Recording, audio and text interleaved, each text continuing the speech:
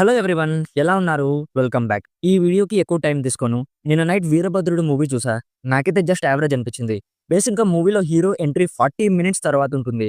స్టార్టింగ్‌లో ఆ father and daughter emotion అయితే వర్కౌట్ అయింది కానీ, ఆ ఒక్క ఎమోషన్‌ని ఎంత సేపు డ్రాగ్ చేశారంటే, ఇదేంట్రా బాబు ఇంత సేపా? హీరో ఎప్పుడొస్తాడురా అని వెయిట్ చేశా. సో ఇక ఫైనల్లీ 40 మినిట్స్ తర్వాత హీరో ఎంట్రీ ఉంటుంది. ఆ సీన్స్ అన్ని కూడా చాలా బాగున్నాయి. అక్కడ బీజీఎం కూడా చాలా బాగుంది. అండ్ హీరో గెటప్ కూడా చాలా బాగుంది. బట్ మెయిన్ ప్రాబ్లమ్ ఏంటంటే, సారీ గైస్ స్పాయిలర్ ఇస్తున్నాను. ఇఫ్ మీరు మూవీ చూసుంటేనే వీడియో కంటిన్యూ చేయండి.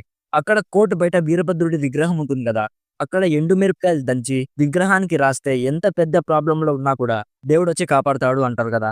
బట్ ఇంటర్వెల్‌కి ఆ పాప చనిపోతుంది కదా! దేవుడు కాపాడలేకపోయాడు కదా! అండ్ దేవుడు అయ్యుండి కూడా ఆ విలన్ లాయర్ ఉంటాడు కదా! అతనికి ప్రామిస్ చేయడం ఏంటి? అంటే గాడ్ వర్సెస్ సొసైటీ అనే పాయింట్ బావుంది. అందులో డౌటే లేదు. బట్ అక్కడ పాప ప్రాణాలు పోయాయి కదా! It's okay. ఫస్ట్ హాఫ్ వరకు కొన్ని ఫ్లాస్ ఉన్నా కూడా ఇట్స్ ఓకే. ఎలాగో చూసేయొచ్చు అనిపించింది. బట్ సెకండ్ హాఫ్ అయితే ఇక నా వల్ల కాలేదు. ఫుల్ హెడ్‌ఏక్ వచ్చేసింది. ప్రైమ్ వాడు మూవీకి మిక్సింగ్ సరిగ్గా చేయలేదేమో. జస్ట్ 40% వాల్యూమ్‌తో చూస్తున్నా కూడా సౌండ్ టూ మచ్ లౌడ్‌గా అనిపించింది. హీరో ఎంట్రీ అప్పుడు వచ్చే బీజీఎం బావుంది కానీ, అదే రిపిటేటివ్‌గా మూవీ మొత్తం యూజ్ చేసేసరికి నాకెందుకో ఇరిటేషన్ ఫీలింగ్ కలిగింది. అండ్ త్రిష క్యారెక్టర్‌కి అసలు ఏమైనా ఇంపార్టెన్స్ ఉందా?